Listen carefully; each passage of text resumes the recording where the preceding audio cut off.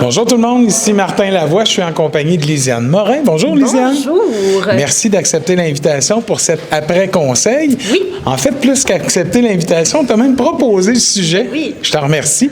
On va vous parler en fait des conseils de quartier parce qu'il y a des élections qui s'en viennent très bientôt pour différents districts. Alors, je te laisse introduire les gens à cette fonction bénévole d'être un conseiller de quartier. Oui. Donc, dans les conseils de quartier, les conseils sont composés de 7 personnes élues dans la population qui vont accompagner nous, conseillers, conseillères municipaux, dans notre rôle. L'objectif, c'est vraiment en fait, d'être à l'affût de ce qui se passe dans votre quartier, de proposer, de faire des recommandations, de parler des enjeux de votre quartier. Parfois, on parle de sujets un peu plus global que seulement le quartier, il faut le dire, mais principalement du quartier. Parfois, on reçoit aussi des visites d'experts. Parfois, à la demande des citoyens, des fois, c'est nous qui proposons aussi des experts.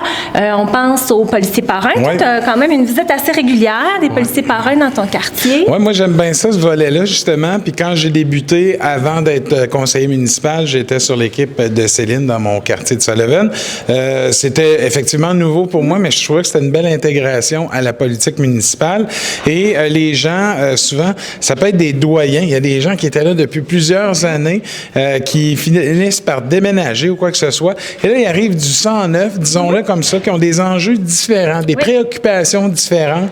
Alors, ça vient là, mettre un peu de piment dans nos comités. Et oui, le parrain ou marraine policier, c'est super intéressant. Ça rassure la population et ça crée une belle proximité avec nos gens.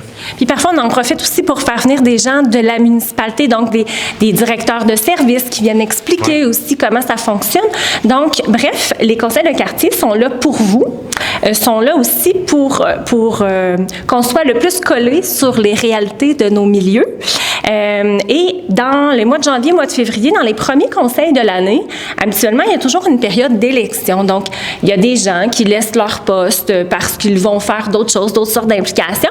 Et dans la plupart de nos conseils de quartier, il y aura des postes vacants, donc à pourvoir là, prochainement. Je vous invite à regarder le calendrier des conseils de quartier.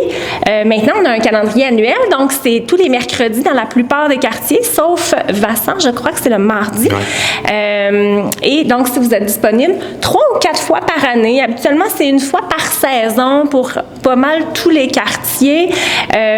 Donc, c'est une petite rencontre où on se voit, on discute des enjeux. Il y a un petit budget de quartier aussi, il faut le dire, c'est une nouveauté donc à gérer donc pour des projets vraiment de proximité. La place est à vous. Soyez des nôtres. Oui, j'ajouterais, si tu me permets, beaucoup de gens communiquent avec nous par Messenger, par courriel, par téléphone, mais c'est une belle tribune également pour les gens de se déplacer à ces rencontres-là qui durent généralement 1h30, 2 heures selon, mais il n'y a pas beaucoup de monde. Moi, c'est pas très populaire dans mon quartier, je vous l'avouerai. Alors souvent, je me dis, facile d'être gérant d'estrade, mais quand vient le temps de venir donner des idées constructives, j'ai pas besoin de beaucoup de chaises dans la salle. Alors l'invitation est lancée. Oui, vous pouvez venir comme spectateur ou comme participant. À vous de voir. Merci, Lisiane. Merci. Bye-bye.